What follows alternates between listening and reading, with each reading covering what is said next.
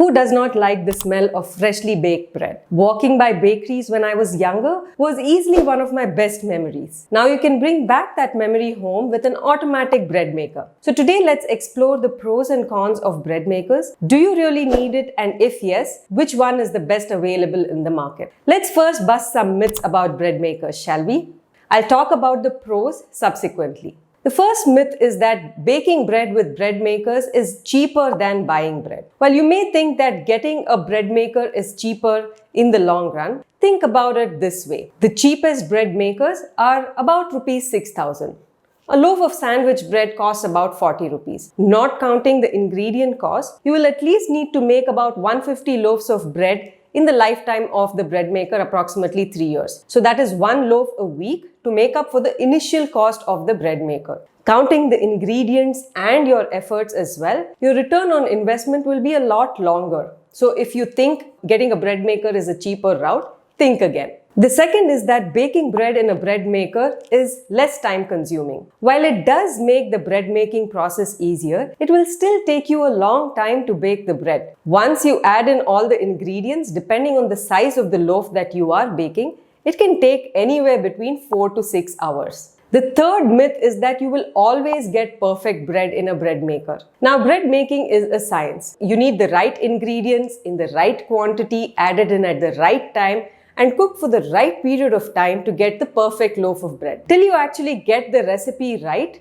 you can continue to have mishaps with your bread maker where your bread may collapse, not rise, come out heavy and dense, chewy, or have a hole inside. With the popularity of bread makers, more and more validated recipes are now available. I've linked to a few in the description. The last one is that a bread maker is kind of small. So bread makers can take up significant counter space. This is my pet peeve with any new appliance. Unless it is something that you do use on a daily basis, having something on your countertop is just a waste of space. Okay, now that you understand the deterrents, let's understand why bread makers are so popular today. In short, it takes the fuss out of bread making altogether. In long, there are a few points. It's considered to be a healthier choice as most commercial breads these days are known to use subpar ingredients, have added preservatives, extra sugar, things that the health conscious are looking to avoid. So if you eat bread frequently at home, this is a good option to consider. It takes the fuss out of bread making that even a newbie or somebody who is not much into baking can make it with ease. If you were to bake bread by hand, it's a 5-step process.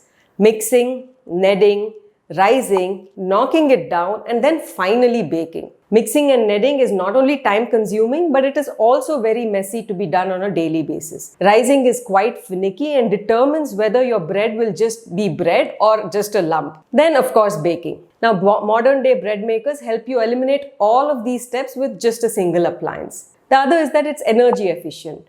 A bread maker is nothing but an oven with a paddle to mix with a specialized purpose. Since it is a device with a much smaller form factor, it is a lot more energy efficient than a single loaf of bread in the oven. It's also multi-purpose. The bread makers these days, you can not only make bread, but you can also make different types of dough like atta, pizza base, sourdough, and other types of dough you can envision. Since it is essentially an oven, it can also bake cakes, it can make rice, it can defrost, and other basic things that you can do in an OTG oven. So by now, if you have decided, yes, I absolutely need a bread maker, which one is the best? I've compared about 11 models in the market across various different brands to arrive at the best 2 bread makers for you. Most of the models have a similar set of functionality with little differences which differentiate them. So let's get started. Wattage determines how quickly you can get fresh bread.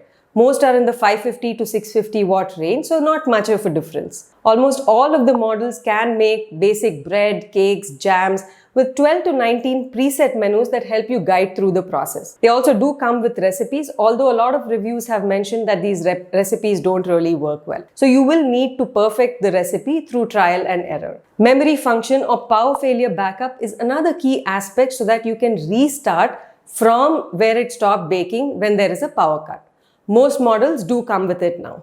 A delay timer helps you start your bread making process during the night so you can wake up to the smell of fresh bread. Most models again have this as well. A fruit and nut dispenser. Now this is a differentiator and only Sharp has it. Glen does make a sound during the process, at which time you can then add fruits and nuts midway through the cycle. None of the other models have it. Almost all have a 3 crust color option, light, medium and dark, based on your preference. Loaf sizes are fairly standard as well, half kg, 3/4 kg or 1 kg. Some models do have only 2 options. Pricing varies between 6K and 10K, as you can see on the screen, based on the features and specifications they offer. Most of the models I've compared have a fairly decent review and a warranty of 1 to 2 years. Now, based on all of these comparisons, my top 2 recommendations for bread makers are: the first one is the Sharp tabletop bread maker. With an additional fruit and nut dispenser, a memory function, and an auto resume option,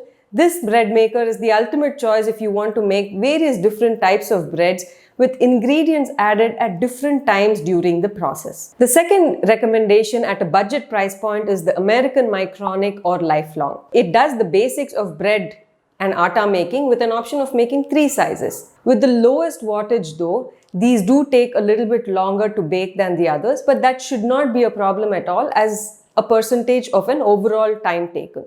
I hope this was helpful in helping you determine which bread maker to purchase. Thank you for watching and see you in the next video.